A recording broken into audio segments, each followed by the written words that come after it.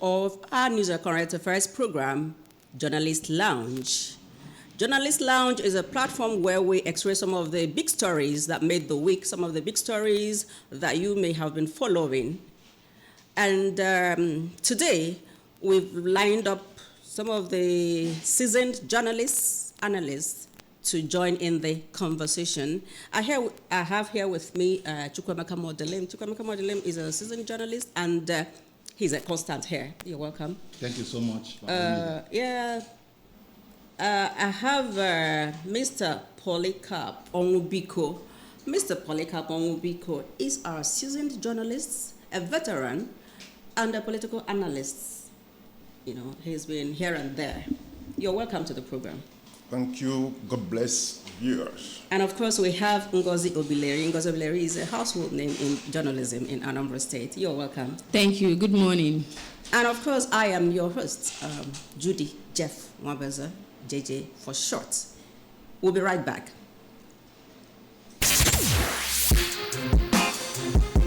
Hello. 10 a.m. to 11 a.m. every Thursday. Join ABS as we look at the biggest stories of the week. Journalists Lounge, as the journalists get to air their minds on critical issues.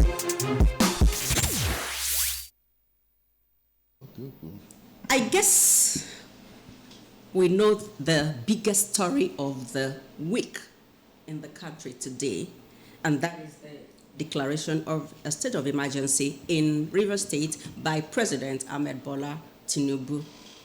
But before then, I think we have to come back to charity. Let charity begin at home. And we're taking off with the celebration, the marking of 3 years in office of our governor, Mr. Governor, Professor Chukwuma Soludo. Within the week, on Monday precisely, he marked the 3 years in office, 3 years of his purposeful development, 3 years of transformative developments across the state. And 3 years of, in Anambra State, there hardly you cannot see a community where you have no development, no social amenity. I mean, there is hardly any community you can refer to as a rural area in Anambra State now. And of course, at this point, to what can you attribute that? This development in Anambra State, across the state, across all the sectors, to what can you attribute that? Chukwemeka Modelim. Okay, thank you so much, Anisi. Just like you asked me, I can attribute it to prudent management of resources. Okay. It's not about having the whole money in this world, but how do you put it to work? Prudent management of resources by who? By governor. Okay. Chukwuma Soludo. Okay. Of course, you know his governor. It's our own working governor. Yes, the man has done well in managing Anambra resources very well. And if you look at the way he's going about this, he's working with scale of preference. He takes projects to areas of need, people who need them most. The first day he was sworn into office, he worked for 8 hours. The next day, he moved straight to Oboko, that used to have the largest slump in the southeast, and started working. Today, Oboko, that was referred to as the most backward, area in terms of development, is now a new heaven. Yes. It's not gimmicks, it's not rumor, it's the fact. They now have a general hospital, good roads, street lights, pipe-on water. Many social amenities have been provided there by this present administration. No administration did it, but Joludo did it. Yes. So it's a plus for him. I give him kudos for that. Then you move away from Oboko. You come to Anambra North again, where he built 5 brand new general hospitals. It still boils down to areas of need. That is the way the man is working. It's not about me. let me focus on my own constituency, my own local government, and do the much I can before I leave office. Of course, it's still a term. Yeah. The democracy is about what the people need most. What are the needs of the people? Meet them. Yeah. That is democracy, and the man understands this. Most, just like you said before, no community in Anambra State will say they have not benefited anything from this administration. It's highly commendable. It's highly commendable. The man is busy, providing good roads where it is needed. And it's on record today that over 400 kilometers of roads have already been tarred and in use. Yeah. And from the look of things, from the way the man is going about this, about road construction, by December, Anambra may be heading to over 1,000 kilometers of roads. Yes, yeah. From the way he's working, yeah. That is highly commendable. You move away from infrastructure, you come down to education.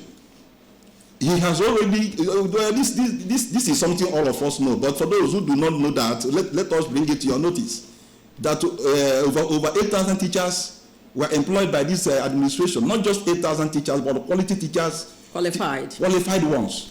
And they are not, and they were selected from 18 states of the Federation, not just in Anambra, because the recruitment was based purely on merit, competence. Okay, you have to be competent to teach in Anambra because Anambra is a state. Mm-hmm. It's not where riffraffs, okay, come to teach in secondary schools, in public schools. We don't do that. Yeah. Okay, you can go to you can work elsewhere, but not here. Mm-hmm. And Soludo understands that. In fact, Soludo represents Anambra. If you see Soludo, you see a state. That is the way I see the man. In other words, he has no room for mediocrity. He has no room for mediocrity. Okay. He has no room for mediocrity. So that is the way I see the man. And it's working. You see the improvement, okay, in the education sector, because quality teachers are working there. The right thing was done in recruiting them. You move away from education, you go to agriculture. Over 2.2 million coconut and palm seedlings have been given out to about 200,000 families in Anambra State. Free of cost? Yes, and this is also aimed at taking them out of poverty.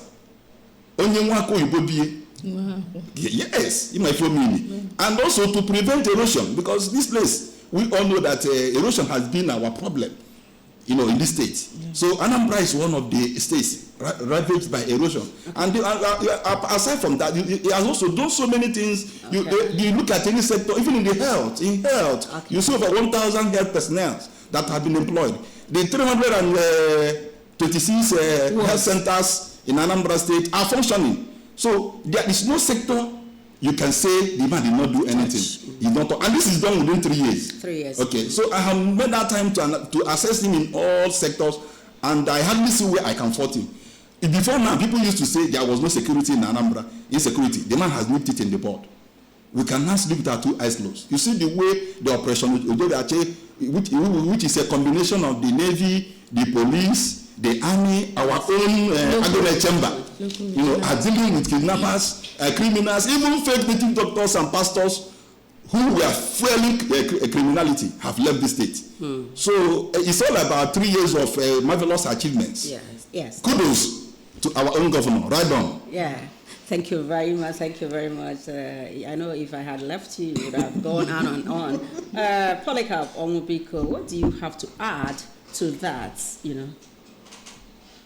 Yeah, thank you. Well, what I have to say is something like a resummation of Soludo's developmental template. One thing Nigerians don't know, especially those who aspire to lead, to be president or governor, is that most of them don't even sit down and adroitly articulate what will improve the standard of living of the people. You don't just aspire to be a president only to minister to your ego.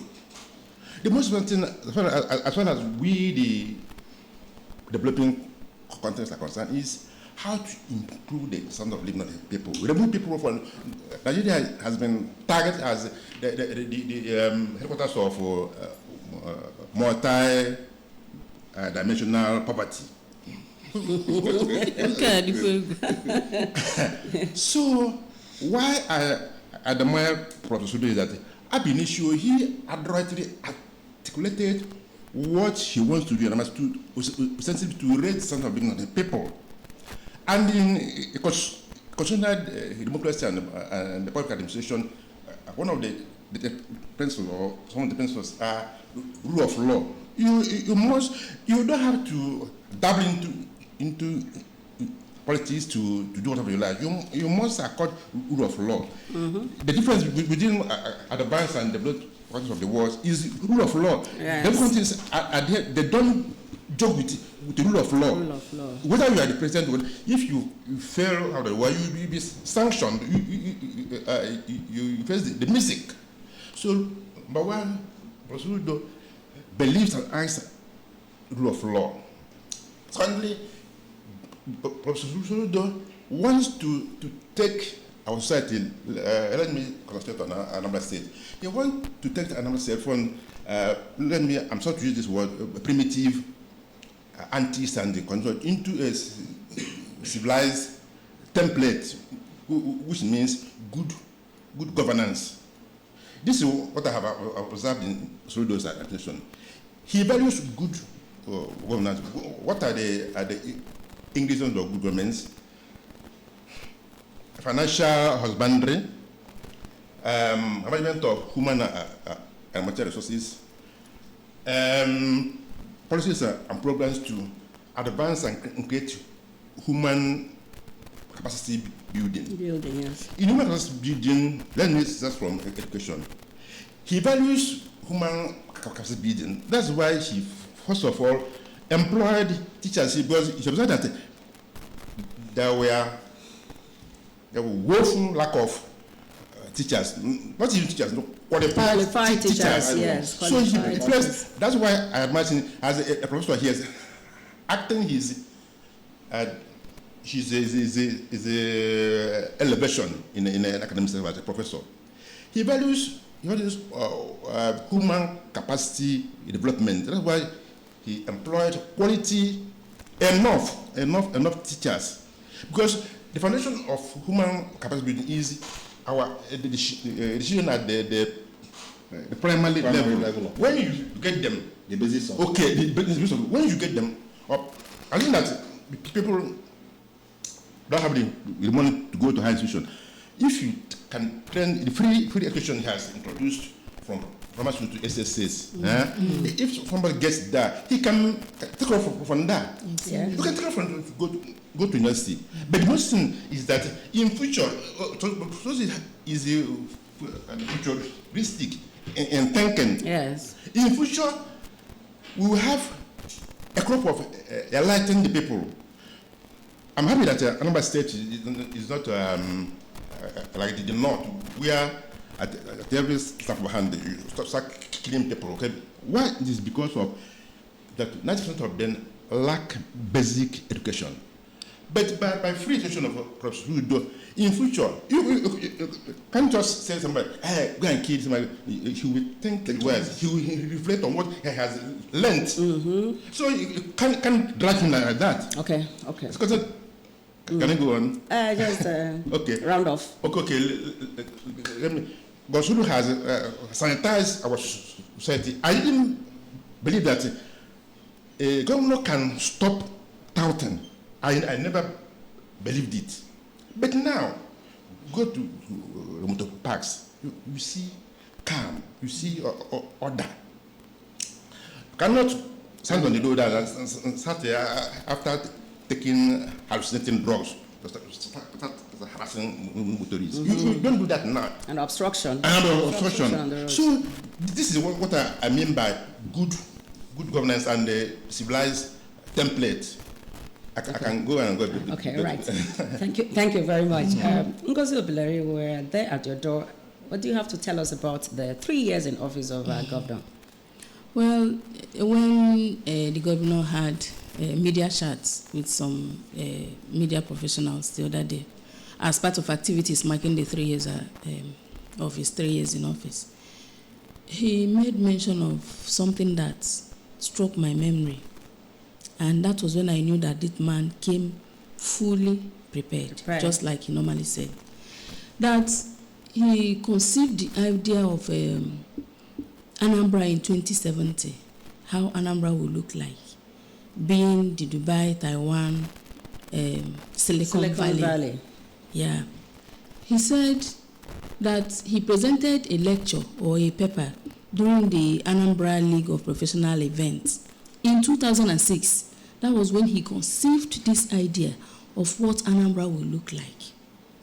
And now, God, in his infinite mercies, gave him the opportunity, because he knew, God, that Anambra needs someone like Soludo at this point in time.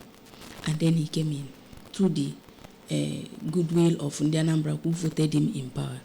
He came in and he now says, this is the time for me to experiment what I had been presenting as a paper. Now he brought it out, actualized it, practicalized it. And then the beautiful part of the whole package is that he's doing all these things without borrowing a dime. Yeah. Everybody you ask will tell you that he doesn't understand what is happening.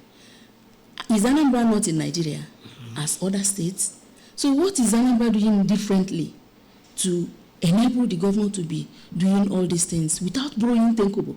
And those other states that have borrowed money, you cannot see this kind of development in their states. Yes. What is really happening? What is happening is that we have an economist as a governor. Yes. A professor of international repute. The man is I don't know, is mesmerizing everybody. In fact, Bishop Matthew Kuka, during the Thanksgiving Mass at St. Patrick's, the man went on and on and on to reel out what the governor is doing. And all these things, he was expressing surprise that they are all happening. In fact, he said at a point, he told the governor to come to their own states and do what he's doing in Anambra, that they really need liberation in other states. And if you look at what he said, it is true. If you talk about the youth empowerment and development, the one with 2 skills. Yes. I was opportune to visit some of the training development areas Centers. in Oka, Onitsha, Ekulobia, Newi, and all the rest of them.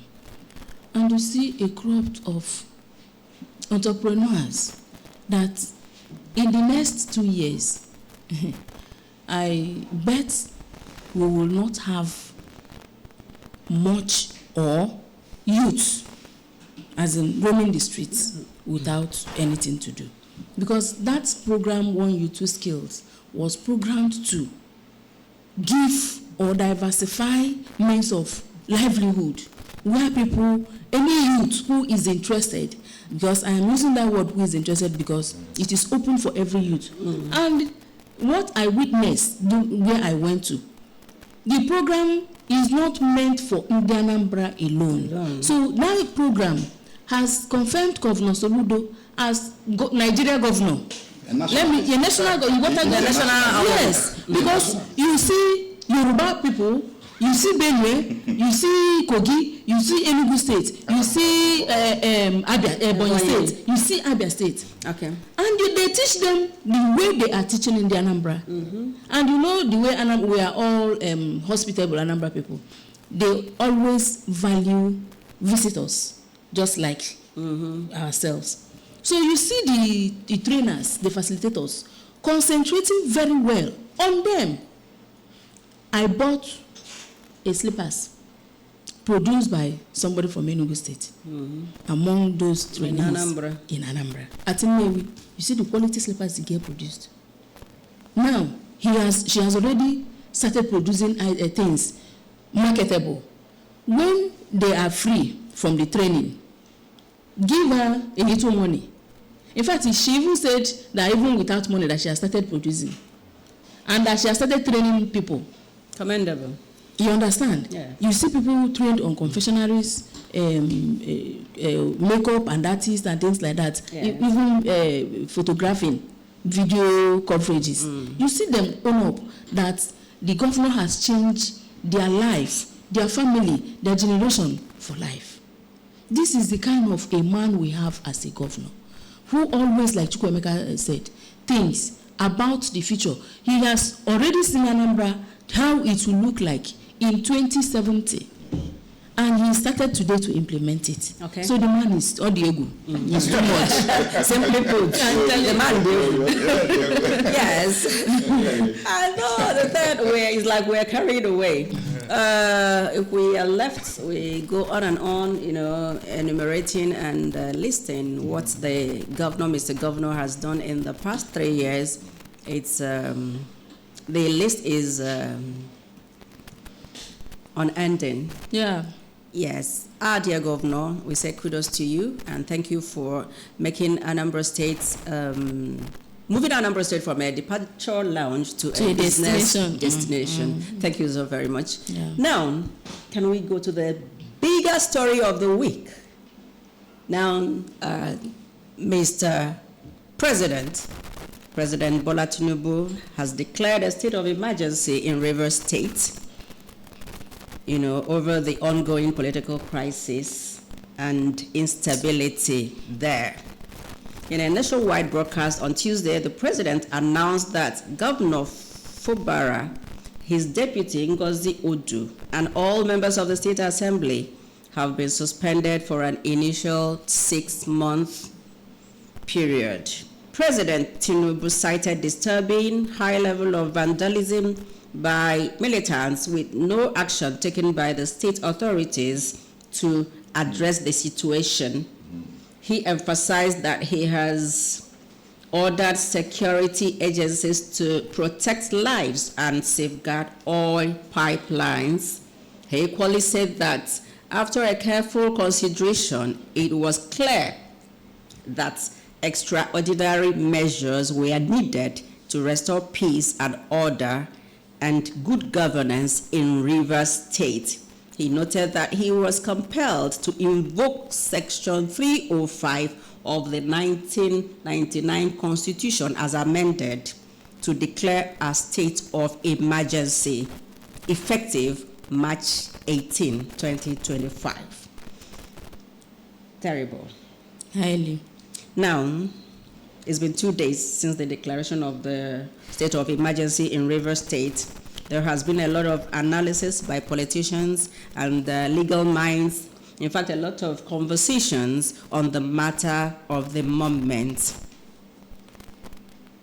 What is your take on that, Chukwuemeka?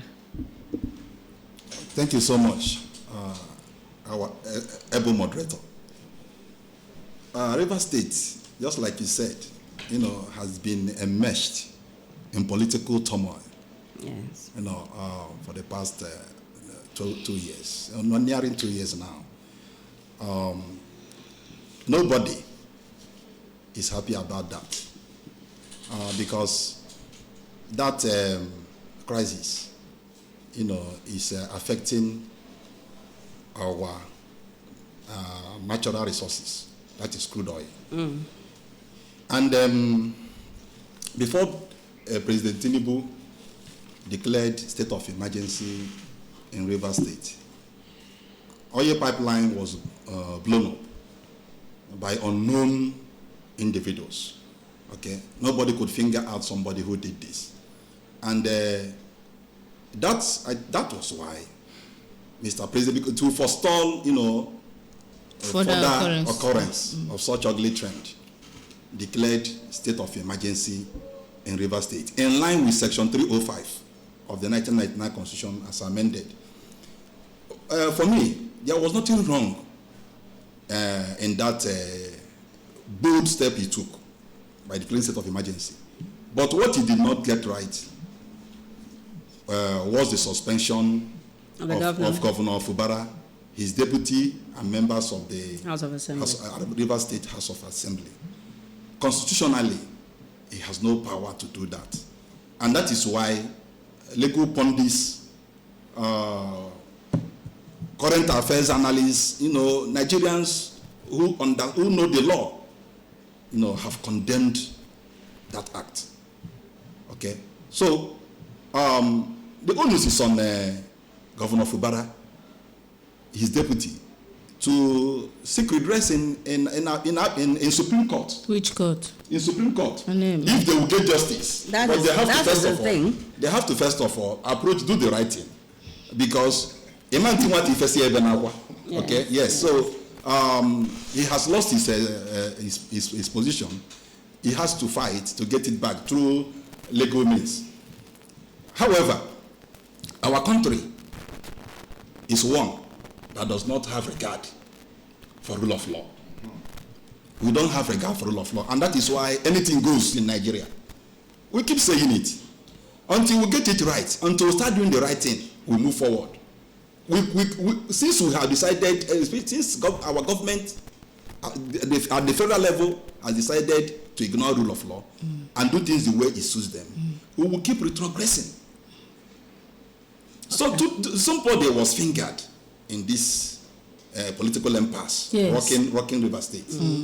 You left the person unpunished, punished the other, And in his address, And his address- he was Exonerated him. consistently saying that the governor did not do what he was supposed to do. When the governor, you and I know that the governor was already, carrying out the Supreme Court order. He has already, sacked the local government chairman in River State, went to represent the 2025 River State budget. He was locked out yes. by the members of the House. What did he not do? To ensure that. To ensure that there was peace Yes. in River State. So it's just that some people are acting the script already written for them. Yes. That is what is playing out in River State. And you think he can get redress from the courts? That's He the has to unfortunate first thing. of all approach the court. Let them get the redress, from the court is in the hands of the court.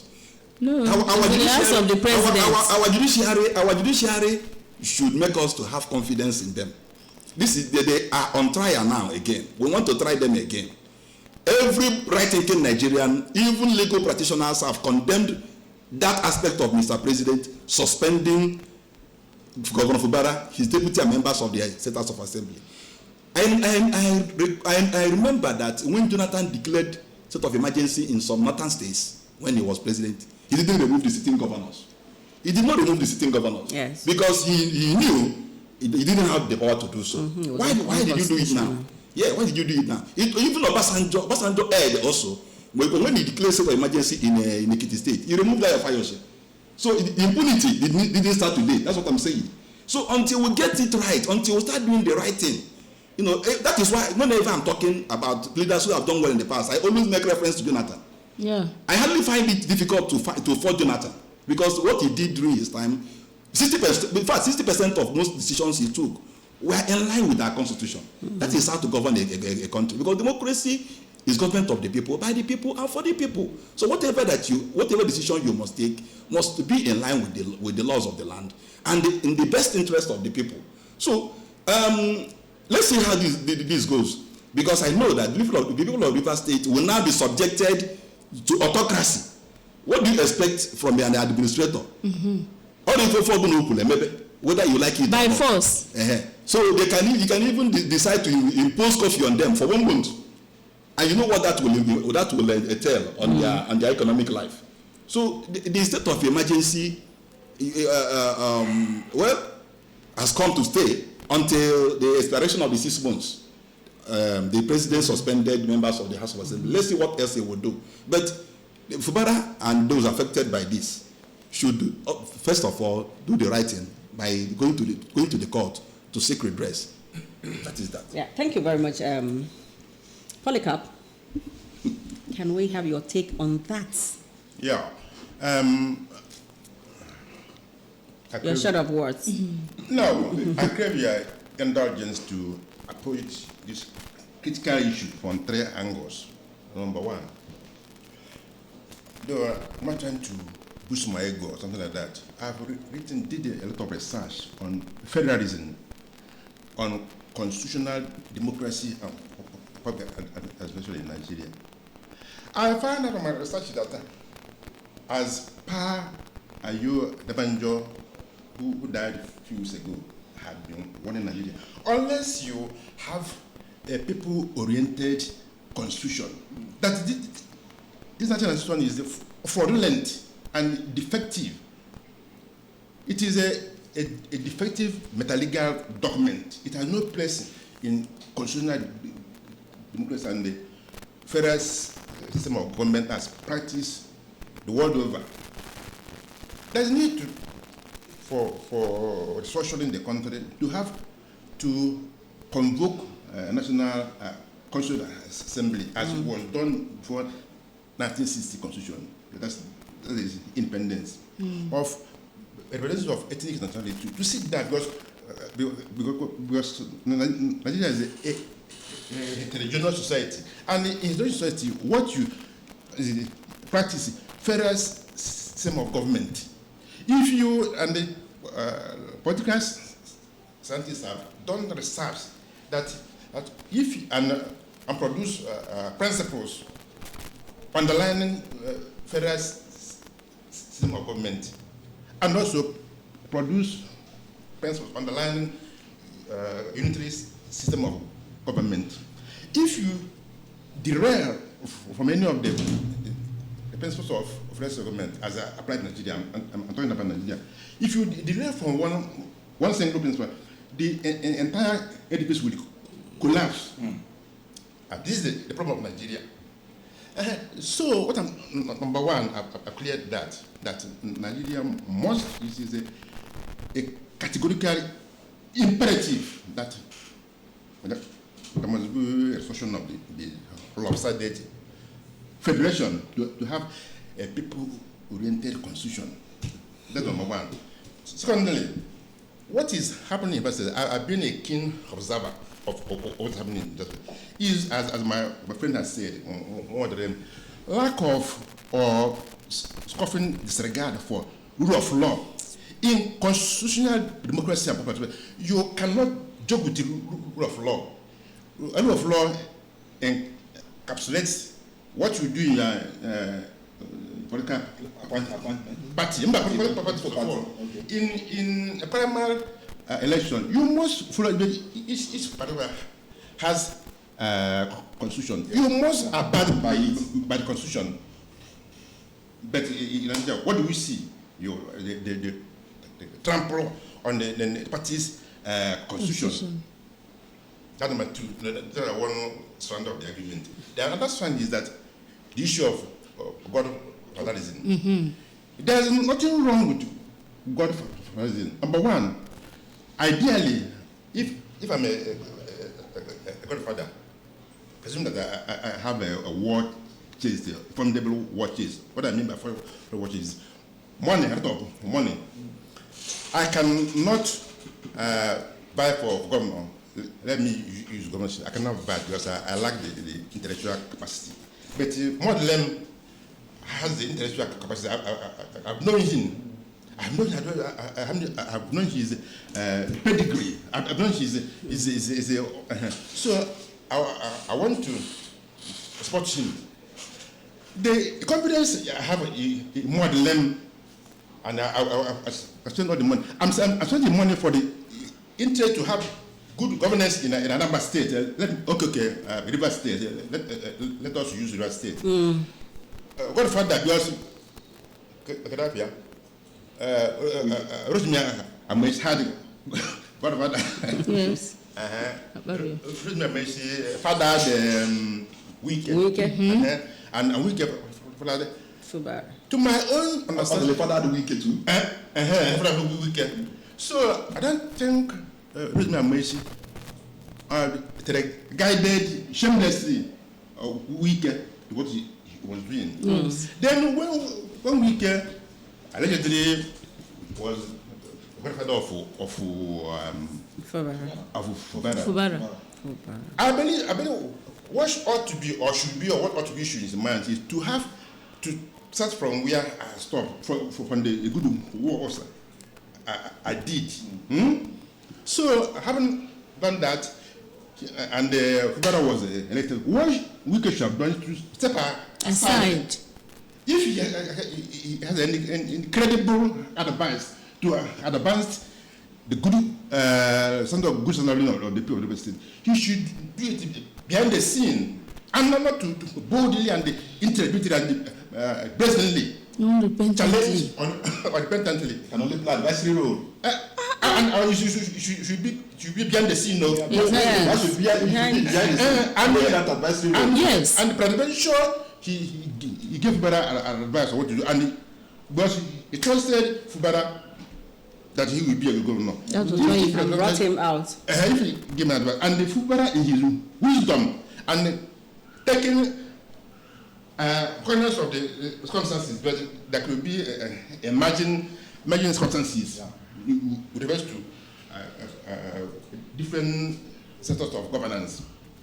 If Fubara does not want to take it, he should leave him alone. Simple. He should leave alone. Okay. So that was the primary and ultimate cause of The bone of contention. Yeah, in Rivers State. In Rivers State. I think about the rule of law.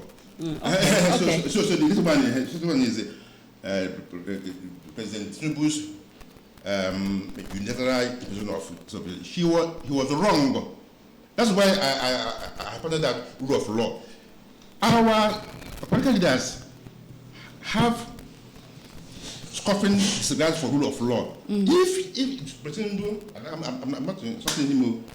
But what she should have done is, first of all, it is in the Constitution. I'm not a lawyer, but I am really as a political analyst and a political scientist.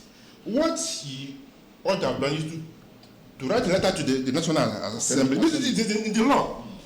This is what I observed in the Rivers State. This is my view of what should be done. It is the electoral constitution. It is in the law and the constitution for the national to consider and give you feedback. Yes. But he didn't do that. He just went ahead. Went ahead as a dictator. Not a dictator. We are practicing constitutional democracy. Okay. Exactly. Which is hinged on rule of law. Okay. Exactly. Right. Thank you very much for that contribution. Thank God for history. And I have here, in 2013, we have a write-up here from Daily Trust that former Lagos State Governor Bola Tinubu Ahmed has said the imposition of emergency rule in 3 states is a dangerous trend in the art of governance and a deliberate ploy to subvert constitutional democracy. You see? He was talking to Jonathan then. That he said in a statement from his media office yesterday that by declaring a state of emergency in Borno, Yobe, and Adamawa states, President Jonathan has intimidated and emasculated the governors of these states. Let me stop it there. Okay. That is history for you. And that same man has come up to take a unilateral decision to impose a state, to declare a state of emergency in another state. What he condemned in 2013. He is doing in Yes. 2025. And now in 2025, he has. Ngozi, what do you have to tell us about that? Well, I think the fault, I am faulting the president from the onset. If Rivers State is helping the economy of the country, like he pointed out, that the state of emergency was to forestall further burning of pipelines, thereby destroying the national oil pipelines. You should have thought of that at the initial stage of this crisis and called Wike To order. to order. Oga, what you are doing is wrong. Because you already know at the back of your mind that if this thing escalates, there will be problem in Rivers State. And if there is problem in Rivers State, it will affect our national grid. Why did you allow it to escalate to this point? And I must give it to Fubara. He tried. He played mature. He was calm all this while. While Wike was always making noise on national televisions, newspaper, making noise. Nothing will happen. Bragging, Heaven will not fall. threatening a sitting governor In fact, what they did to that man na agbanya mmiri. Emeka, you said something about that the State Assembly, River State Assembly, that telling them to step aside is not good. I like it because they are part of the game. They are working with Wike to deal with Fubara. All of them should go and stay at the side. I'm even looking at a situation whereby at the expiration of 6 months, he will add another 6 months until it is another general election. All these things are so that planned. they can capture What they want to do. Because we see it as a political maneuvering. That is what it is. And not security intervention. It's not to actualize a particular goal. It's a political goal. It's all about 2027. Yes. So what they are trying to do is to control the structure of Rivers State. Who will control the structure? From now. From now till then. Yeah. That is the person that will be the leader. Yes. In the state. And the person will determine what happens politically. So it's a battle between two groups. Exactly. But the most important thing is that this battle should be for the benefit of the people, not to achieve personal aggrandizement. That is what Fubara is fighting. Okay. Fubara is fighting. Right. Not to allow Wike to siphon the public money into his own private pocket. That was the bone of contention. Bring this money, make we share. And I know go bring. That is what is bringing the issues. And since Fubara took over, he has been working in River State. People have been seeing what he is doing. And all his interests, according to what I read and what we see on the news, the interest of the people of River State has remained utmost in the mind of that young man, as against what Wike did throughout his 8 years in office. And now, after amassing all those wealth for 8 years, you want again to continue for 16 years because the governor has up to 8 years to rule. That's what has been happening in Nigeria. Now, the man said no, that he wants to make a mark. And the president know that all these things are planned, well scripted to his own favor. And that was why he kept quiet. He didn't want to indict the instigator. Exactly. But there is God, like Mama Patient said. We are watching. Yeah. He said that he doesn't want River State to be in crisis. That was why he brought the administrator, Mr. Wadro. But how will the Rivers people take this news? What if at the end of the day, the bloodbath you want to prevent will come out? Because yes, there is an administrator, but we know people now. We know River State people. We know Ijo. We know all of them, how they behave, what they can take and what they cannot take. You may say that you have nipped them or you've succeeded exactly in guarding them, but who knows what will happen? Okay, right. It is good to take a horse to the stream to drink water, but another thing it is to force the horse to drink water. Okay, right. With that, we cannot force the horse to drink water. We cannot force the rivers. On the rivers, we'll horse now. Okay, thank you. We just pray that God will intervene. Amen. Seriously in what is happening and the political instability, the political turmoil in River State. Now let's go over to, recently there's this report that a core member serving in Lagos State, when she received her allowance, alawi, as we popularly call it, she went to market to buy a few things she needed, and when she got to the market, she could hardly buy anything meaningful. And according to the girl, the core member, she's a girl, she was overwhelmed by what she met at the market. In her words, that how can she buy a crate of egg for 6,500? That she could still remember when she was buying a crate of egg, 800 naira, and many other things. And she came back and she did a video complaining, airing her mind, telling people how she feels or how she felt then. That President Tinubu is a terrible president. That since he came on board, things have skyrocketed. that the prices of things have skyrocketed, that Tinubu is a terrible person. That singular statement according to her, started attracting threats to her because she aired her view, because she expressed her opinion at what she met at the market. For what she said, her superiors, her ogas, called her, threatening her that she should immediately pull down that nonsense she said there. She said, "Madam, I did not insult anybody. I saw the video, I watched it. So what do we have to say about that? Are we running a military administration? I don't understand. What are we really doing in Nigeria that we can no longer could not buy anything?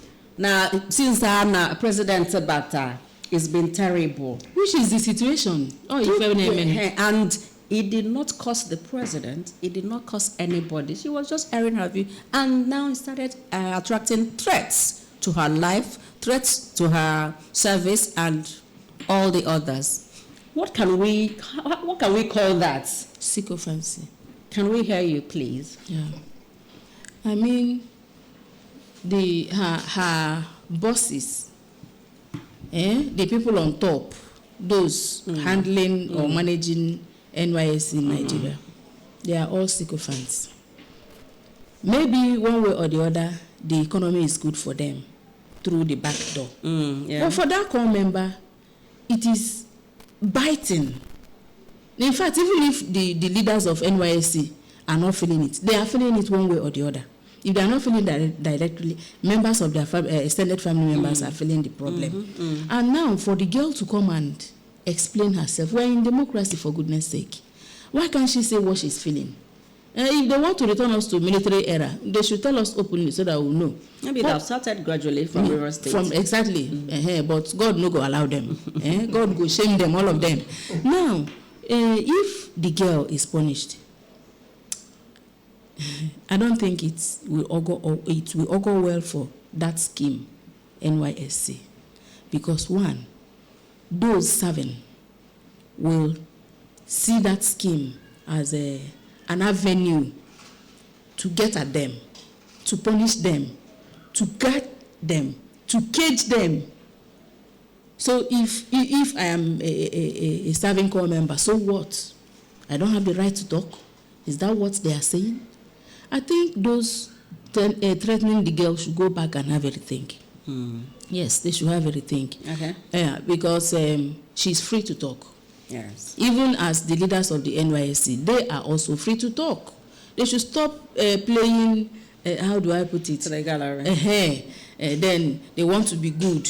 They want to present themselves as doing their job very well so that president will recognize them or the federal government will give them one appointment or the other to massage their ego. It is rubbish to me. They should allow the girl be. And I think if they punish the girl for any reason, I'm calling on the whole Nigerians to rise against such. Because if you allow it to happen, then it will continue. Then it means that we know that they don't hold the masses to any worth. But with this one, it will be rubbing salt in our injuries. Even if they don't take our opinions, let them just air the opinions. Simple. And leave it there. So that we don't return to military era. Okay. Chukwamaka. Yeah, this girl has been in the news. Okay, for a long time now. You know that Senator Dino Melaye once said that in Nigeria today, if you say the truth, you die. If you don't say the truth, you die. So you better say the truth and die.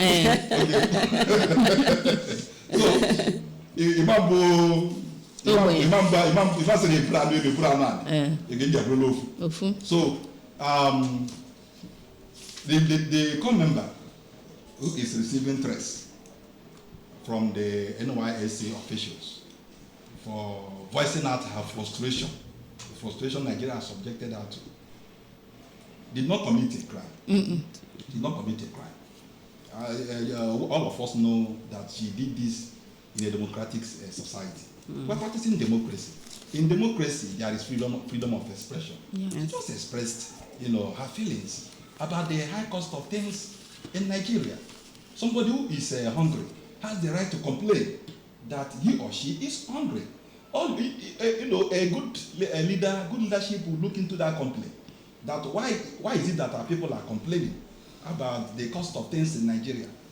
How do we do to salvage? What must we do to salvage the situation rather than looking for the person to punish, to cut off the person's head? No, things are not done that. Things are not done that way. There is nobody in Nigeria who does not feel the hyperinflation in Nigeria. Mega. And you are saying we should not speak against it. No, now we cannot keep quiet. At least our mouth is not just there for it's not just there. It's for decoration. So it's not for decoration. So the girl, spoke the truth, and those threatening her should retrace their steps, because now that she has exposed them, anything that happens to her, they will be held responsible. Yes. Exactly.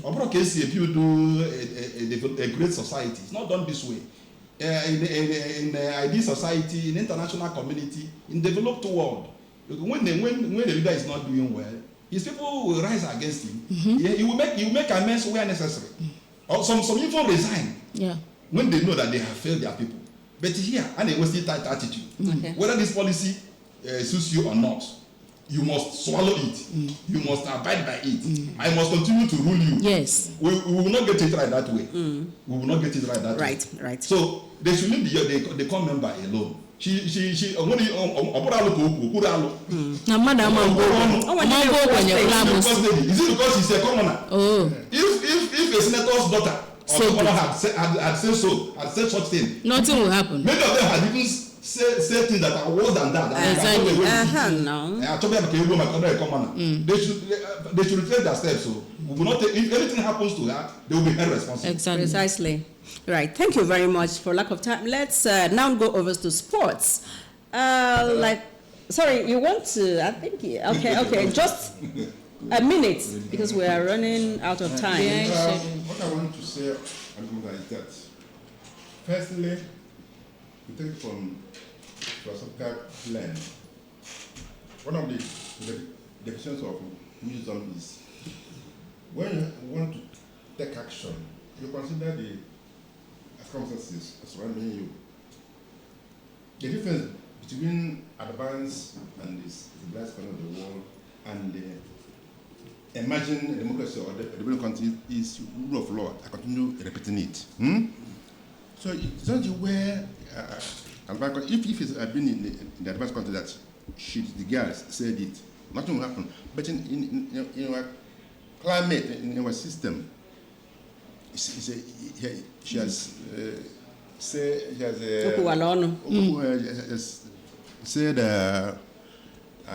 abominable things against the government. Number one, she in the inaugural address of NYC members, the leader should incorporate public service rules, critical aspect of public service rules, and financial instructions in the address to educate them, enlighten the new members of because they are the employees of government, and in public service rules you don't speak or criticize or lambast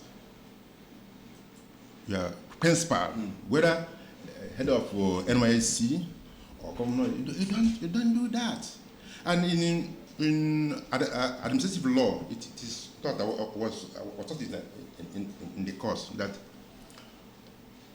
that public service rules and financial are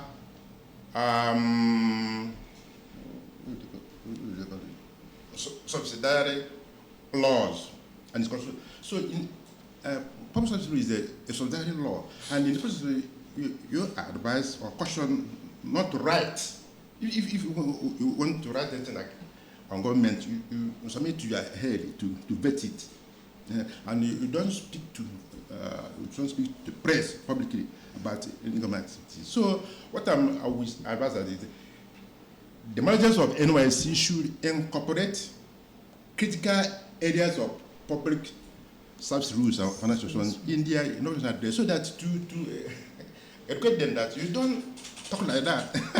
you don't speak anyhow against government officials like that.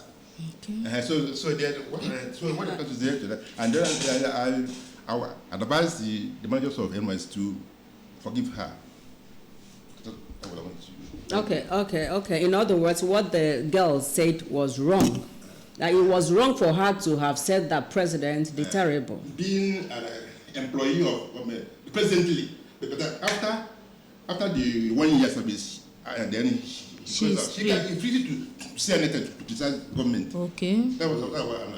That's another angle to that. So what fringe with the government service, you are now free as I am today. I'm free to criticize lambast president anyhow.